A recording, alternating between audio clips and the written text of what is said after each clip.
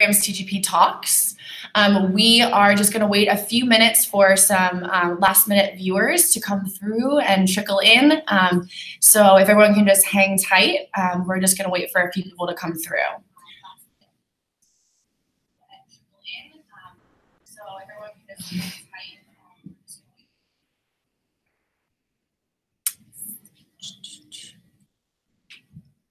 Great, we're just going to wait a few more minutes.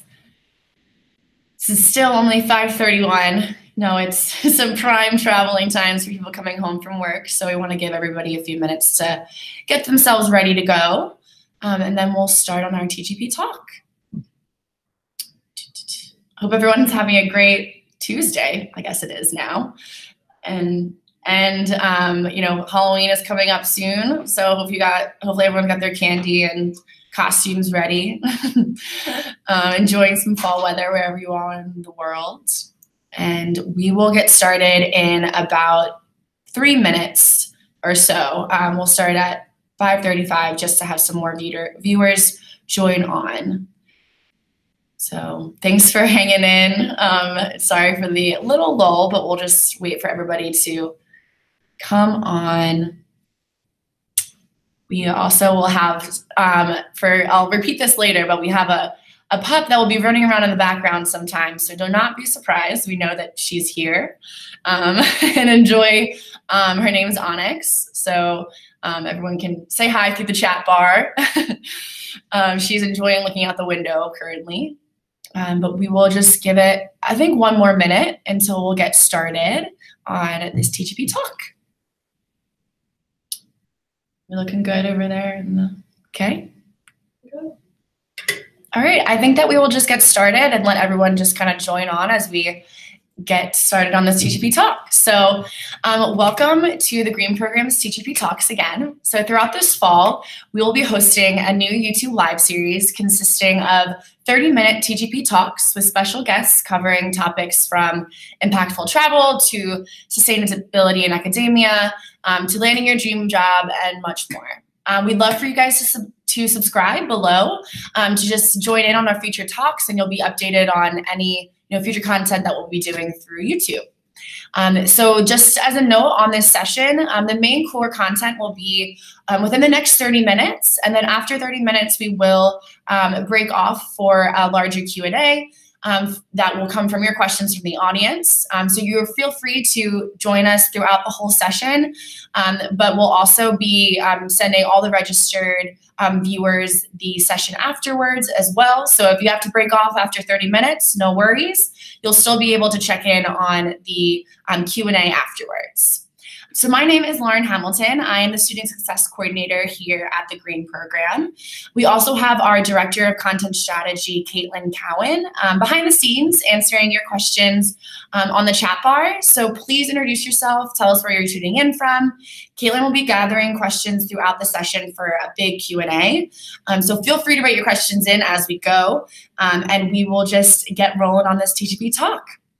For those of you who are new to the Green Program, we provide career accelerating education abroad programs for students and young professionals to learn about our world's most pressing challenges in sustainable development.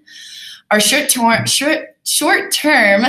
big impact programs align directly with the UN Sustainable Development Goals and run in Peru, Iceland, and Japan in the winter, spring, and summer breaks to align directly with university breaks for students. So our Peru program focuses on water resource management and sustainable practices. Our Iceland program focuses on renewable energy and sustainability. And our Japan program focuses on disaster mitigation and nuclear to renewable transitions. Today, we have the co-director of the Urban Environmental Education Program at Antioch University, Cindy Thomashow, and Mitchell Thomashow, former president of Unity College, and the author of the 9 Elements of a Sustainable Campus, to provide an inside look into sustainability in academia. So education has always had a fundamental role in the development of the individual and society.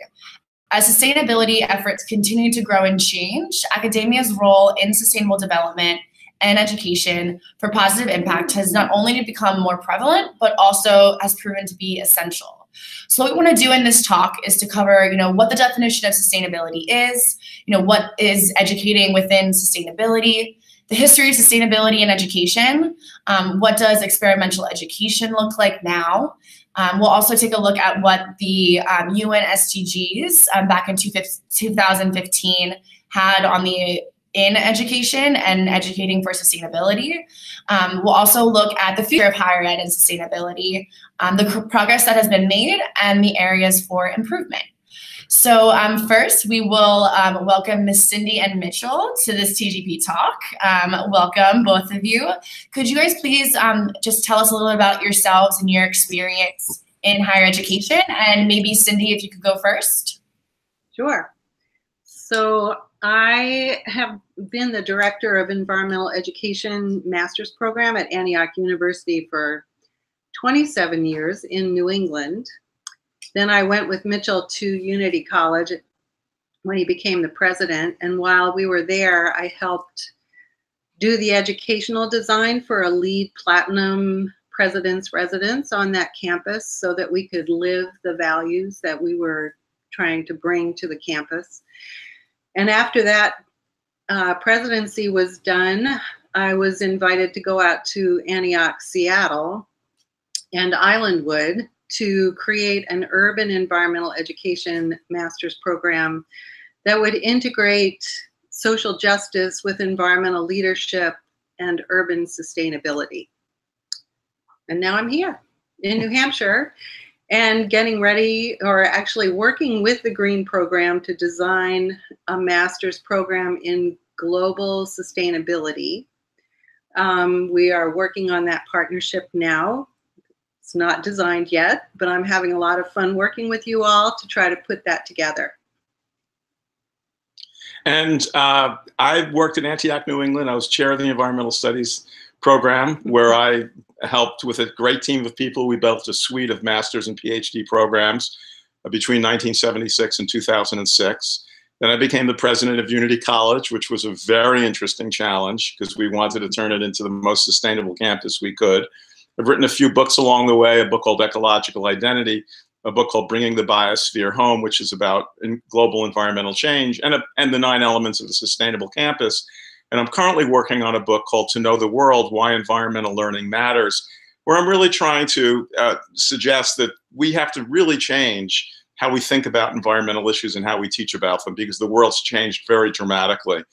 Over the last 7 years since I've left Unity, I've had a couple of fellowships. I worked for the American College and University President's Climate Commitment, whereas I was the liaison with presidents around the country who were interested in meeting the goals of that commitment. I had a fellowship with Philanthropy Northwest in Seattle, where I wrote a little book about some of the really interesting non-campus-based community sustainability projects that are focused on multi-generational, multicultural issues and doing collaborative work in their communities.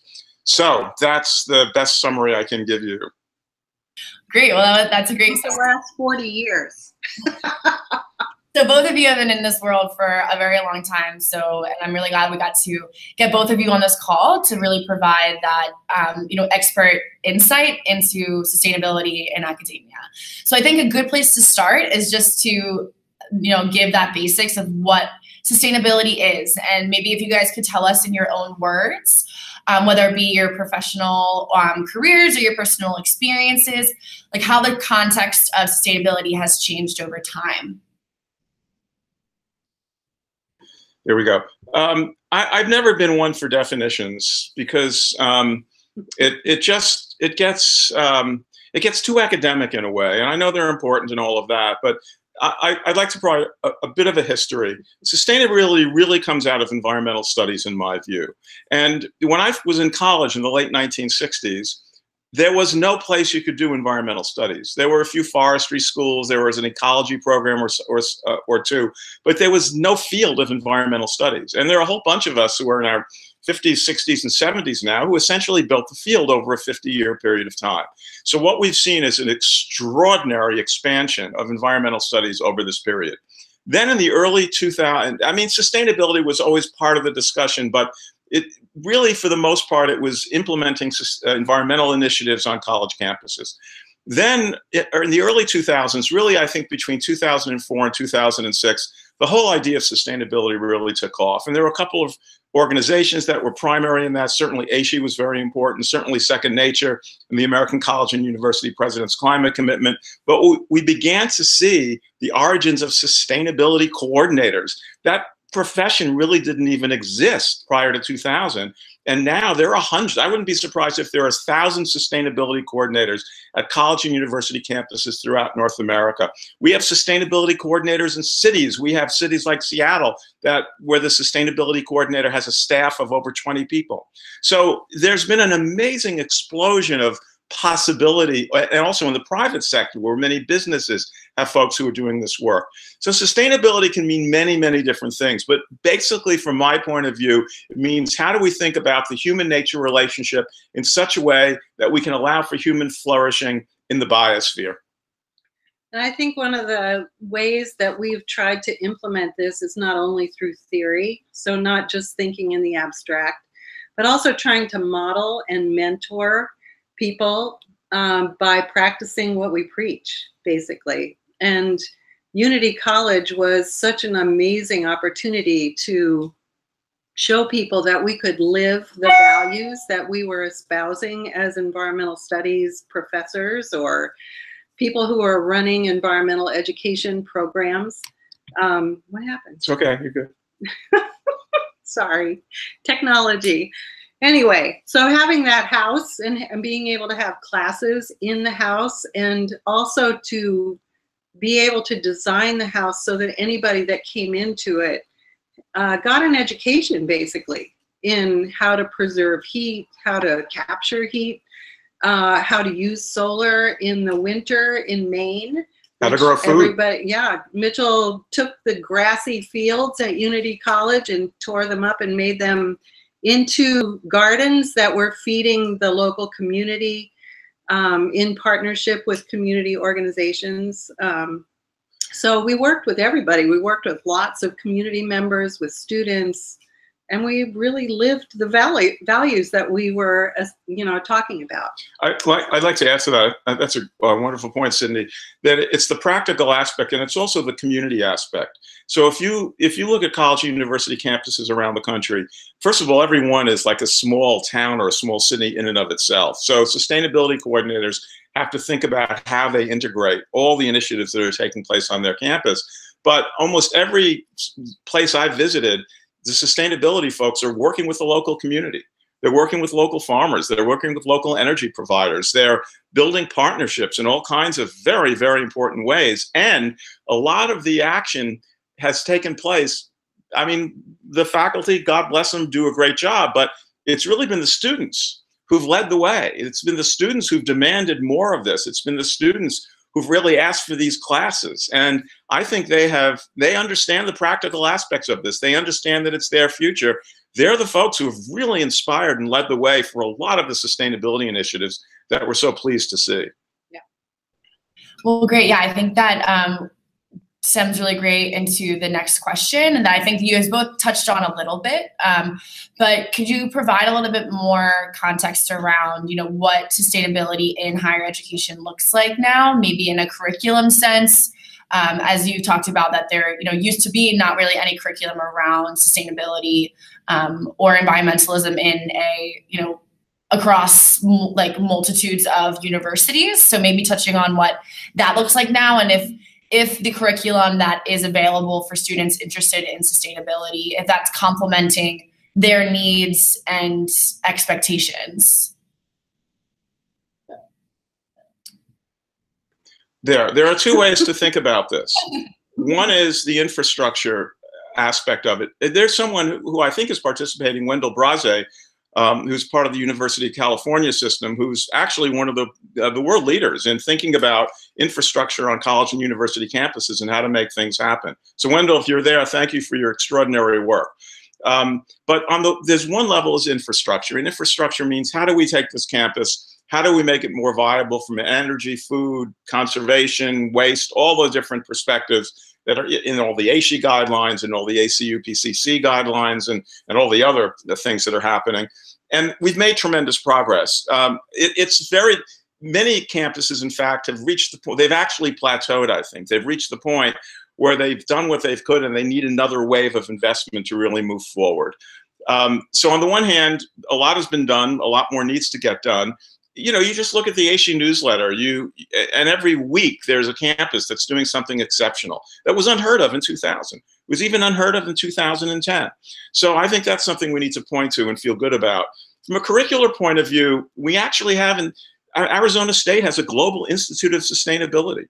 There are sustainability majors, there are sustainability programs. And then in a lot of institutions, that it's been slower to catch on, but what the students wind up doing is they figure out ways of double majoring and triple majoring, and they figure out who the mentors are going to be. And it's through their own initiative that they're able to move forward. I think that what's beginning to happen now, and we'll talk much more about this, and maybe Cindy can provide some context for it as well, is we're seeing a real shift right now, because the way I perceive environmental studies and sustainability, broadly conceived, is everything's getting much more urban. There's been a real, if you look at the demographics, most people certainly of college age and then between 25 and 40 are gravitating to cities now. We know that 80% of the world's population is going to be living in cities by the year 2050. The other issue is the social justice issues, the race and equity issues. These have become so important. And if you look at activist groups anywhere in this country, that's what they're focused on. So the real driving force, I think, for the next stage of sustainability is going to be our ability to integrate how we think about human nature relationships with these other questions of race, equity, and diversity, and democracy. How can I leave that out? So that's where the future holds. And I think, Cindy, for you maybe to talk a little bit about what you're finding with your students and the program would be really great at this point. Yeah, I think, well, the program that you're saying I co-direct, which I have just shifted my position there to expansion of the program into other cities. So the program that's operating in Seattle had, because I designed it, had a really strong sustainability thread to it. And I didn't want to lose that. I wanted it to play an equal role with urban ecology and also with education and civic engagement and social justice. So the cohorts in that urban environmental education program that now sits at Antioch University in Seattle has remained 65% diverse. So we have 65% of our students are either African American or Hispanic or Asian Americans, Pacific Asian Americans, Islanders, sorry, I'm Asian Pacific Islanders, sorry, been driving a long time today.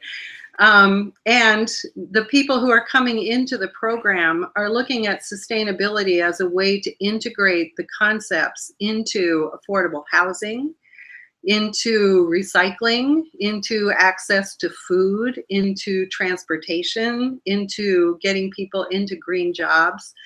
So, and into climate displacements and gentrification displacements. So I think sustainability is becoming an integrated concept instead of being pulled out as a separate way of working with people in communities. It's finding ways to have equity, diversity, social justice, and sustainability be really critical to educational movements in the city. So we look at educator as a very broad concept that helps communities become more effective and more resilient and more able to respond to climate issues. You can't separate any of them from sustainability. So. Yeah, I would love to hear you guys' thoughts of, why you think that this upsurgence of, like sustainability curriculum and the integration of, these various elements, like you just pointed out, Cindy, and what you just said of like where this motivation is coming from in students, and why they want to be entering these fields or, be contributing to the communities. And if this has been, if it's more prevalent today than it was, 20 or even 10 years ago, maybe if there's some reasons why that is happening now. I think that, I don't know that it is more prevalent now than it was previously. I think that the question that we're always asking ourselves in this field is, why aren't more people engaged, honestly? And in spite of the really bright picture we've been painting of some of the extraordinary new directions, at a lot of campuses, there's one sustainability coordinator or manager or whatever the title might be, who could be anywhere, could be in the finance office, could be in health and safety, could be with the provost. And often that sustainability coordinator has a portfolio that's way bigger than any one single person can manage. And what they try to do is they try to mobilize the student body. But I think part of our challenge has always been, how do we get more people interested? How do we get more people engaged? And so what we're all trying to do is broaden the constituency. And if you look at activist movements in cities around the country, as Cindy suggested, the issues that matter to them are affordable housing, affordable transportation, access to good health, access to clean water, access to inclusion, decision making, and then also environment. So that is what the new motivation is, I think, and that's what we need to cultivate. And to one more point on all of this, I think that the big issue that's facing us in the next several decades is the migration issue. So it's no surprise that that's where the right wing is trying to is trying to create this black and white notion or build a wall, whatever it might be. But here are the numbers. There are something between 300 and 500 million migrants in the world. They may be immigrants, they may be refugees, asylum seekers, or just people who want to move to a better life. There are between 300 and 500 million members of First Nations around the world. So you add that up, and roughly between 1 in 10 and 1 in 8 people on this planet are either migrants or members of First Nations. And it's only going to get more intense. And that doesn't count people who are forced to move within their own countries as a result of some kind of displacement, which could be anything from urban gentrification to some sort of climate disaster or earthquake or whatever else it might be. So I think we really need to mobilize to bring our best thinking around sustainability to how we deal with questions of migration and how we deal with questions of, of people who are moving from one place to another, who want to join our communities, and how do we welcome them, and how do we make this is the global issue. This is where local meets global in a very, very important way. So I encourage everyone out there who's listening and paying attention to really begin to think about this question in relationship to how you think about sustainability. I think sustainability has become, so 4 of my students from the last cohort were very involved with climate refugees who had landed in Seattle. And a lot of their questions were, how do we create communities for people who are coming into this place that's very expensive, by the way, and create sustainable communities for those people so they can deal with health issues, they can deal with market issues, they can deal with access to language, to education, to childcare. And all of those, really, my students would define as sustainability issues. Until we can make those communities or help those communities become sustainable places for people to live, we can't move forward. So that in their definition, they find that to be that is how they define sustainability. And I have to say, you asked where they got that idea from. I think many of the students who are coming into sustainability are coming from communities that have faced those kinds of issues and want to find solutions that work for the places where they live and the people that they know. And they also want to find work that aligns with their values. Do you think higher education is keeping up with the needs of those students? Not. I think some educational institutions are realizing that they have to create accessible education. And I mean, a really good example is the partnership that we're starting to think about with the Green program. and that is having students be able to do a hybrid approach to education. So some really hands-on experiential education that is globally based, looking at sustainability in other countries and bringing those ideas back here. So we're communicating with people that are bigger than this particular nation. And then matching that with online learning after the cohort's been established. And being able to have it be service-oriented or community-based, so that what they're learning on a global scale can be brought back to their local place, and that becomes higher education. So it's a combination of theory and practice and participation. You know, really participatory action research is something that gets you down into communities to work with them. And while you're learning bigger concepts. So being able to be a critical thinker in that kind of setting is really great. Just and to move this further, I'd like to talk a little bit about a project that I finished about a year ago called Pacific Northwest Changemakers, where I visited 8 different communities. These are non-campus projects throughout the Pacific Northwest. Yesler Terrace in Seattle, which is a housing project. The Puyallup Watershed Initiative, based out of Tacoma, which looks at the entire watershed and how folks can move forward in thinking about sustainability and environment and urban issues. Living Cully, which is one of the poorest neighborhoods in Portland, using environmental sustainability, Portland, Oregon, environmental sustainability as an anti-poverty initiative. Garden City Harvest in Missoula, Montana, which uses food security and social work as a way of uplifting many different members of the city. Blackfoot Challenge in Ovando, Montana, which works with ranchers and conservationists. The Centerpole Project on the Crow Nation in Montana, which is dealing with indigenous food traditions and indigenous culture, and helping kids get to college and setting up food banks. And then a project in Washington that looks at community leadership in Walla Walla, Washington, and builds all kinds of really interesting community initiatives. And then finally, Southeast Sustainable Partners in Alaska, in coastal Alaska, which works with many of the tribal groups to think about what do we mean by sustainability? What do we mean by conservation? Are there ways of redefining it for our own area?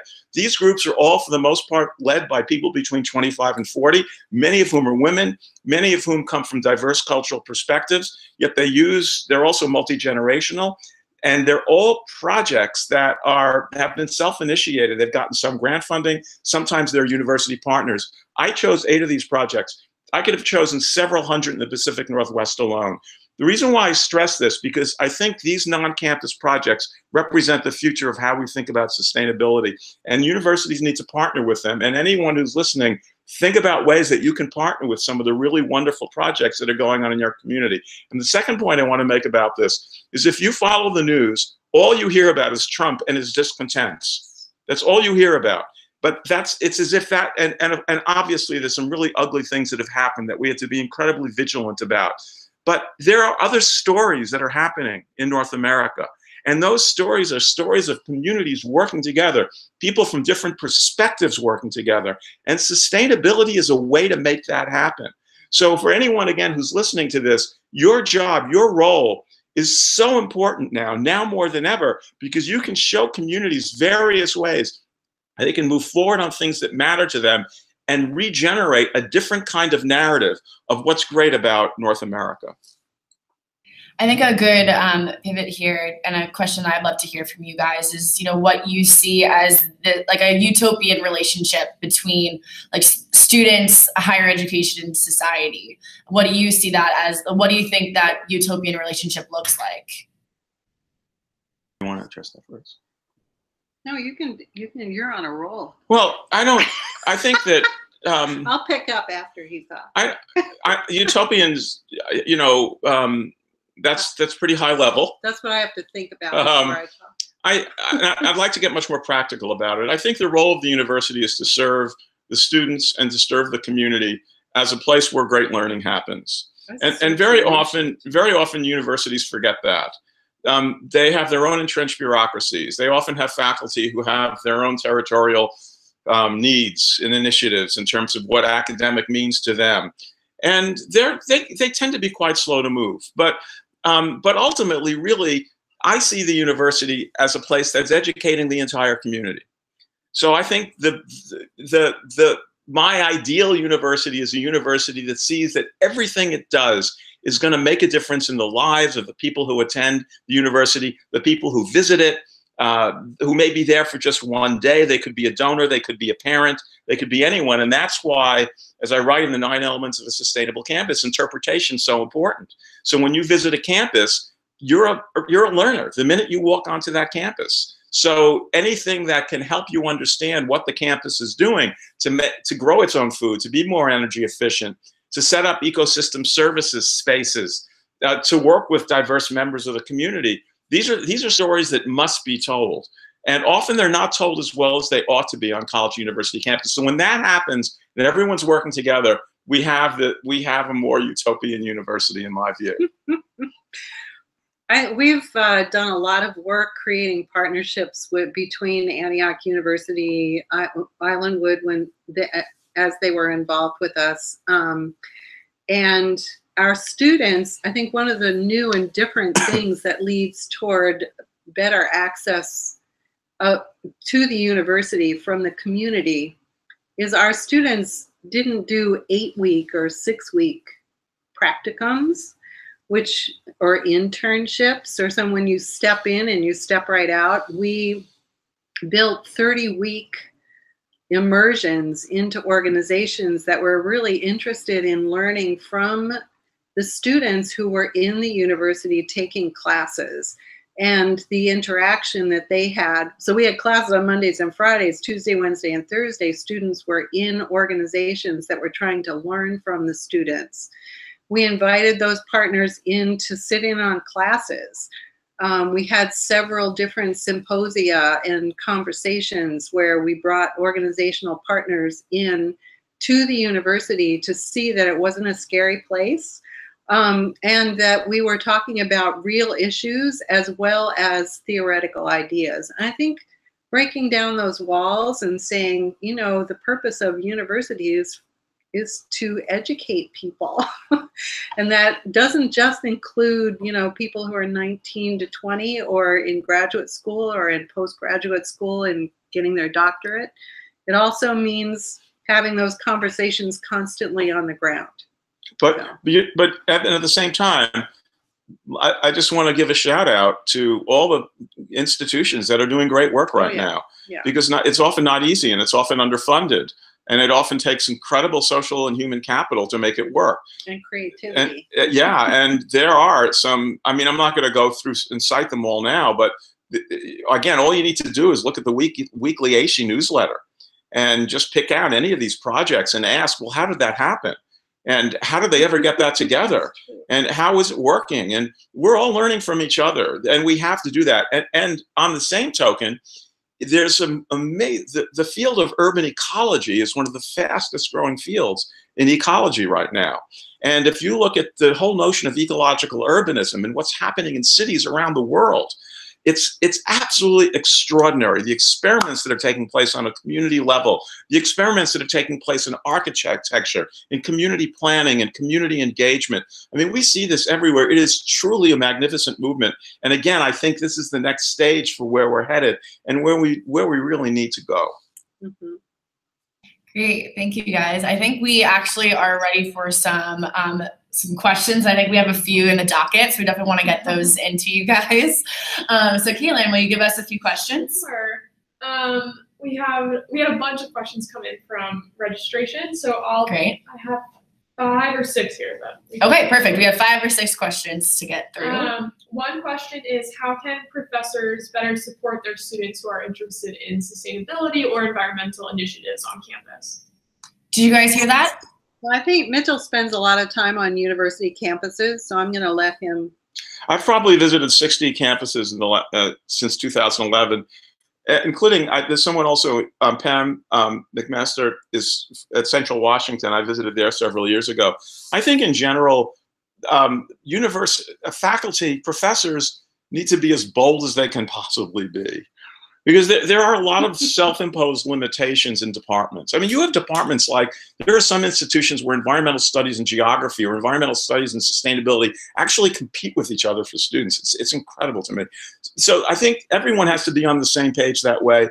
And I think faculty members need to be bold in moving the campus curriculum so that it's acceptable for students to work in the community, that it's academically rigorous to do that, that there are all kinds of ways you can set it up as research, and you can set it up so that it really makes a lot of sense. And it's some of the most vital learning that takes place on a college campus. So I think, again, professors, they have to be tactical, they have to be strategic.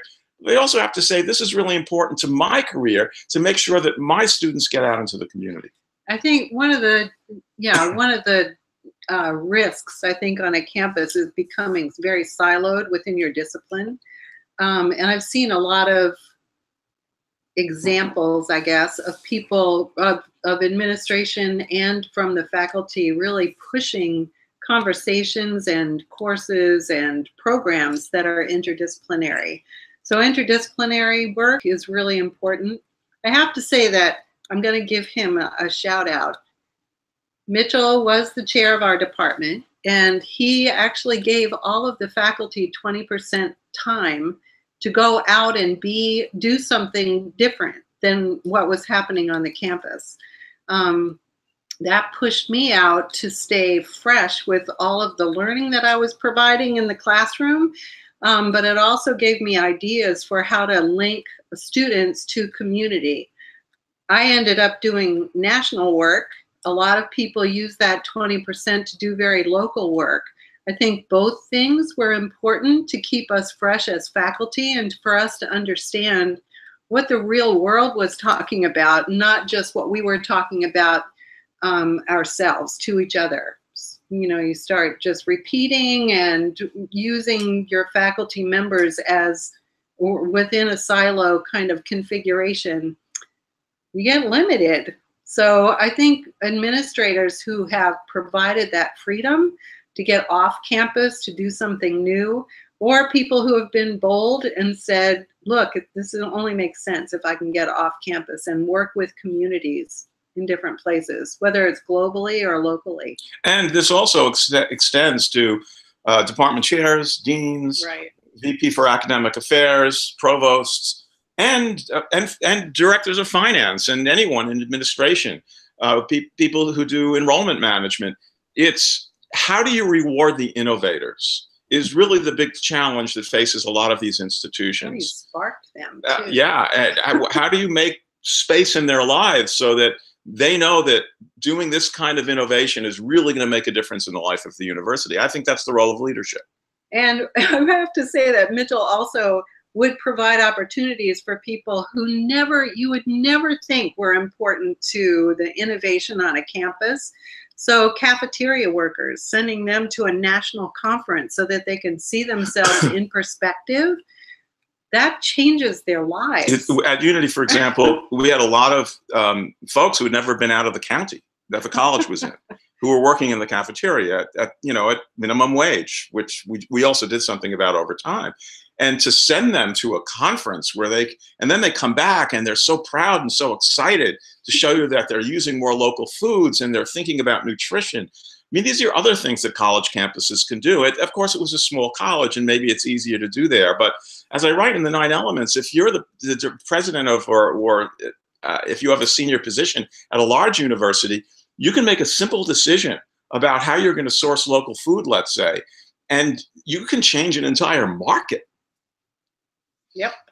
I think, I'm talking to, my role at the Green program is essentially talking to all of our accepted students about, why they really want to be having this type of experience. And kind of what you guys you touched on in the beginning of the talk was that, students are really paving their own way and finding, their interdisciplinary nature of their own, majors and what they want to be getting out of their college experience. So from what you guys are saying, I think it's challenging also the, administrators and the faculty to be doing the same things within themselves as well and finding that motivation also, if that's like summarizing it in a good way. But I think we have a couple more questions we want to get through. So one sec.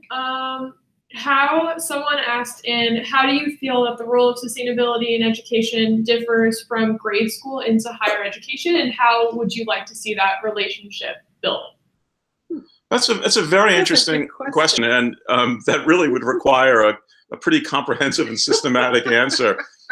We've talked a lot, and there are a lot of folks who think about sustainability in higher education. There's a lot of literature. There are some terrific people who've written great books and anthologies around this. So I'd like to talk a little bit about elementary education. My view is that the single most important thing you can do at the elementary levels is get kids hands-on in two different ways. One, you want to turn them into makers.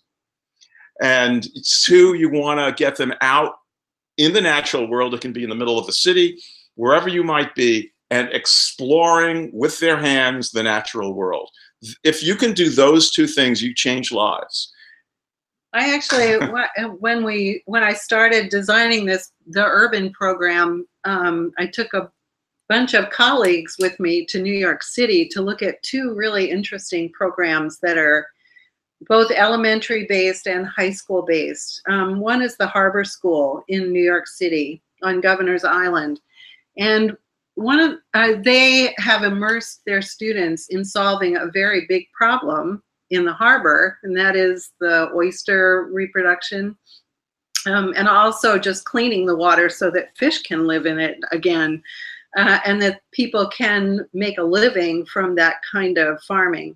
So what I loved about the program was not only the immersion in research and investigation and observation of that particular place where they all lived, but that there was a role set aside for each type of student. So some of them were navigators on the ships. Some of them became underwater researchers. Some of them were working in labs. It all depended on what their interests were. That's education that inspires people to move on into further education. The other one is Stephen Ritz and the Green Bronx Machine. He was a teacher. He was an elementary school teacher. He's basically begun to have students grow food in their schools that ultimately goes into the cafeterias. But he went even further by linking economic access to the growing of food, and that experience from just a botanical point of view. He was saying, let's get kids out to work with Whole Foods, to work with people who in their gardens, to help them grow food that could be sold. And then we'll train them as sous chefs, who can work in restaurants. So if their interest becomes food in its way, he's pushing them out into the economy with skills that they can use to better their lives, and very sustainable skills. So they're having experiences in the classroom, in the cafeteria, and then being able to go out into the communities with skills that they can use. One more thing I'd like to add to this, and that is that, in my view, one of the biggest challenges that we face as a culture is what I think is a serious mental health crisis. In fact, it's actually a serious mental health calamity. And there are a lot of reasons for it. We don't need to go into it now, but I think schooling has a very important role to play. And if we think about sustainability is also about human health. Mm-hmm. So at the college level is how do we help folks understand how to manage behavior for themselves? At the elementary school level, what does it mean to really engage a student? What does it mean for students to know that they're being heard, they're being listened to, that they're cared about? So that's a very powerful part of education, K through grade, really. And the human health issue is a crucial aspect of how we think about sustainability education. Yeah, I think we could have a whole nother conversation based just around that too. So I think we'll have 2 more questions from the audience. Yes. Someone wrote in asking, can you share your perspective on the current and evolving workforce within sustainability? That's I don't Honestly, I don't study that enough to be able to give you a really good answer. There are people who know a lot more than that. But here's what I'll say. Over the last 10 years, and this is based in part on the time that we spent in Seattle, where, you know, I'd hang out with a lot of the people who lived in the building. They worked at Amazon or Microsoft or who the heck knows where, making more money than I ever saw in my life at the age of 25. But I was interested in what they do and how they get to do it. And so there are a whole bunch of new professions, not just for sustainability environment, but for everything that have emerged in the last decade. Information graphic design, social media curation, web design, game design, impact investment, social entrepreneurship, and so on. These are growing professions. People who have these skills are going to get jobs. If you can do environmental studies or sustainability and information graphic design, it's really going to make a difference for you. So any of the things that I mentioned, and I'd like to see more colleges and universities offer modules, 6 to 9 to 12 credit modules in those areas. The students often will do it on their own. They understand the importance of this, and for the most part, they learn this on their own. So you have these folks who work at places like Amazon. How did you learn how to do web curation? Oh, I did it on my own. So colleges and universities, but it would be nice if it was mentored, if it was guided, if it was oriented around the things that we cared about, the values that we cared about. So I can't tell you where I think the workforce is going, but I do think those are the skills of the future, and those are the skills that environmental studies and sustainability programs ought to be thinking about in relationship to the students who participate. Now, I have to say that I see those skills attached to the graduate students and the kind of research that they do, the writing that they do, the projects that they come up with, the interpretation that they're doing in the city, even looking at public art and street murals as ways to be able to help communities understand what sustainability is. I mean, it has to be brought out in ways that people learn, which is much broader than just reading a book. By the way, if anybody's wondering, I'm not sipping beer. This is black tea. I think that was something that we had talked about before a little bit with, I think it was just us just before this talk, was a little bit about how, you know, the sustainability does not necessarily just need to be an environmental studies or a sustainability course, but it really can be and should be integrated into, you know, finance and social media and like all the things that you had talked about, because that is, you know, the way, like you said, Cindy, how people are learning now. And so it's important to also be evolving with how people are actually learning in this day and age. And who knows what that will look like in another 10 years. So being able to keep up with it as well. Well, I think it's also the skills that Mitchell brought up need to be matched with civic engagement and community learning. They also people have to have leadership skills, listening and skills, organizational skills, management skills, financial management skills. When they have those things with a sustainability mindset to go into businesses with those kinds of those ways of thinking or those ways of knowing is really important. So they can't be separated into these separate modules. Well, modules are good because you can take a 3-credit module and add it to your degree. But I think those ways of thinking, in my mind, have to be integrated into any learning around sustainability. You know, and a bit of a shout out to you folks at the Green Program. One of the most wonderful ways to learn about environment and sustainability is through the time-tested and honored field trip. I mean, this is just, it's always been where it's at. Let's go on a field trip because you never know what you're going to find. And you're bringing folks to places around the world that are going to change their lives. So I think it's absolutely magnificent what you're doing. It's visionary. We need as many people as possible to experience other countries and other cultures. I can't think of a better thing for a college student to do than to participate in one of your programs, and how much they will not only learn about other cultures, but how much they will learn about themselves as a result of participating with your program. Yeah, and focusing on really important questions like how does water impact the health of a community, or what are our renewables, and do we really understand what the impact of renewables are? What's ecotourism and how is that impacting other countries? I think those those ways of learning about ourselves in other countries and what we can learn in this country. Mitchell and I had the opportunity to go to China. I have to say, I was totally blown away. First of all, by what I thought China was, as opposed to landing at the Beijing airport and going, holy crap, where am I? Anyway, it's really busy. We got to go to, it's shaped like a guitar, like an electric guitar. I don't know whether you've ever been to that airport, but anyway, we were landing. I'm going, oh my God, it looks like an electric guitar. Anyway, we got a chance to go to a solar city. The entire city, including the university that sits on the grounds, was solar. Everything. The cars, the street lights, the food preparation, everything. Now, it wasn't up to par totally when we were there, but the intent was to show that people can live in a city that is so totally powered by solar energy. That was phenomenal. Anyway, that's the kind of experience you get when you travel.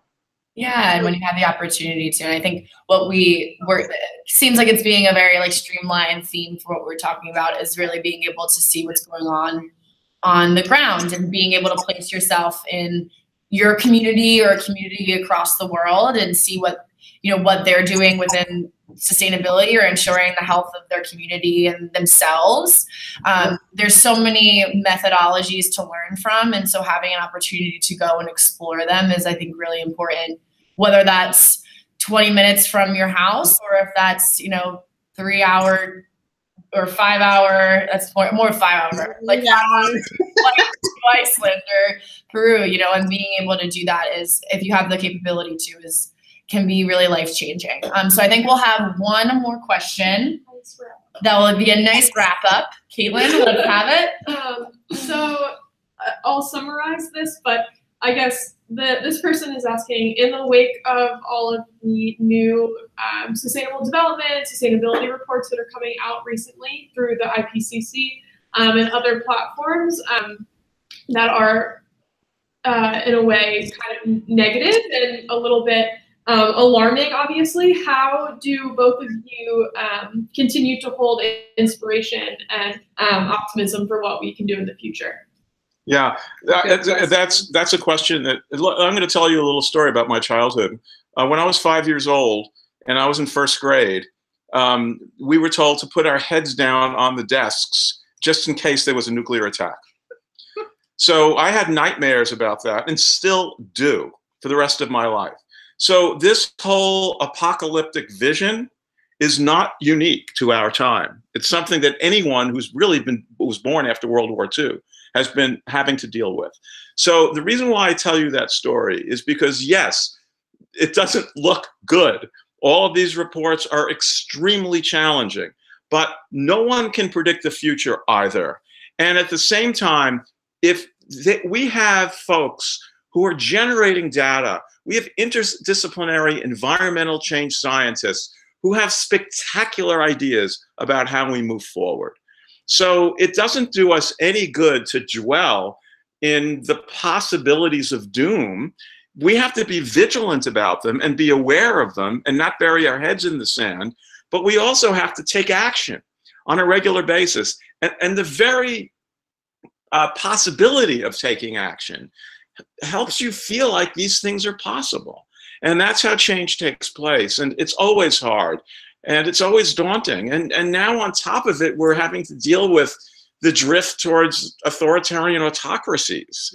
So it's all of this is tied together, but it only makes a difference with people like yourselves who are willing to say, this is important to me, this matters, I'm gonna work as hard as I can and work with other people and build collaborations. And by the way, at the same time, take time out to look at the natural world and to enjoy this beautiful, sensuous earth, and to realize that you are of the biosphere. Your body is of the biosphere, and you have this ability to perceive in these ways. And you're one of many species that are all trying to co-inhabit this planet. And I think the more time you can take to dwell in that, and not just, the devastation, but also the other side of it and the beauty of it is very helpful. I just I've never felt like I had a choice but to act and to serve. And I think now that we have grandchildren, and when we had children, I realized that there was no taking leave from trying to make sure that the planet survived, and I could always do my small part in making that happen. I have to say now, I look back and say the students who have graduated from our programs, and I do say our programs and programs that other friends of ours and colleagues of ours have created, they're all out there doing good work. So exponentially, I know that our work has made a difference, and I'm not ready to stop. I mean, people look at us and say, "Oh, are you going to retire?" And we're both like, "What? Why would we do that?" Well, we're both doing work that is really meaningful, and there's a lot of work to do. Your participation in the world is a way of life, right. Yeah. And that's what you generate. And I think that's what you generate on your trips, your field trips. Yeah. I do want to put in one little plug, since we both do work for the most part independent. At least Cindy has some institutional affiliations, I don't. But I and we both love visiting campuses. And we work with students, with faculty, with presidents, vice chancellors. And if you think it might be helpful for us to come and look at what you're doing and find ways of injecting more enthusiasm and maximizing your effectiveness, we'd love to work with any of the campuses that are out there. And we're very, very reasonably priced at the same time. So because we love the work. We really want to make a difference. And we want to have an impact with you. And we want to do whatever we can to help mobilize your voices. So if there's an opportunity, please let us know. Well, thank you guys. I would love to hear if we'll close out now, but if you guys have any closing remarks that you want the viewers to take away from this talk, or anything you'd like to leave them with, this would be a great time. I think I'm just really happy that you're doing this kind of outreach, because I think the more that people engage in conversations and get people to engage in conversations, the more it stays on your mind and the more change happens. So I think both of us are available to talk after this, and we're both open to conversations. Yeah, I mean, I answer any email from anyone. I always do. And if anything, you just want to chat, set up a time appointment just to talk about what you're doing. You want career advice, go to my website. It's just my name, www.mitchellthomashow.com. Engage with me. I love it. It's what it fuels me. And the same is true for Cindy. So, we'd love to be part of an ongoing conversation with anyone who's out there, not see it as a one and done, but as a way to just continue moving forward. And thank you for doing this. I think this is I love your program, obviously. And I think the work that you're doing is phenomenal. So keep it up. Thank you guys. And we're looking forward to continuing having conversations with you. And thanks for joining us today. We'll close out now. And thanks for everyone who's joined us today. We hope you had a good time listening and joining in on the conversation. And we hope that you learn more about sustainability in academia from these awesome powerhouses of Cindy and Mitchell with us.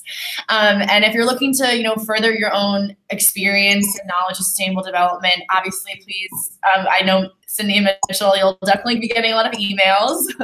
But also here at the Green Program, have our programs enrolling in the winter, spring, and summertime. So please look for more information down below in the description of this video, as well as on our website at www.greenprogram.com. Apparently I can't say a website name now.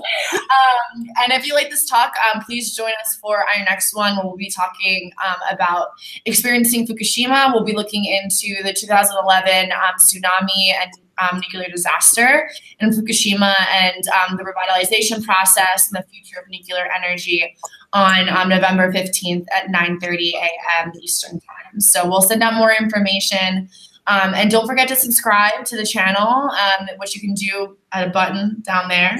And we hope to talk to you soon. Have a great and happy Halloween. And yeah, good night. Thanks for your excellent moderation. Great job.